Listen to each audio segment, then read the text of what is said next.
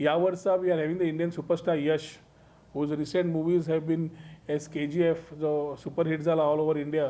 तो आम्ही सदां ते कंपेअर करताले शाहरुख खानाचे पिक्चर आणि ताजे पिक्चर सेम टायमार आयले आणि यशाचे सुपर हिट झाले. So they started calling him as the Shahrukh Khan of the south.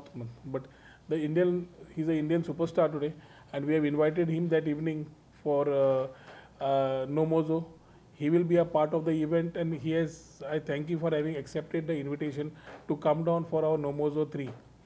Additionally, NOMOZO 3 चं एक अनेक attraction जे दवरिल्लें आसा is we are having a tie-up with FC Goa on that particular day. जो tie-up Salvador the Moon पंचायती कडे to be used for their multi-purpose ground and facilities to be utilized. We are having a tie-up with FC Goa.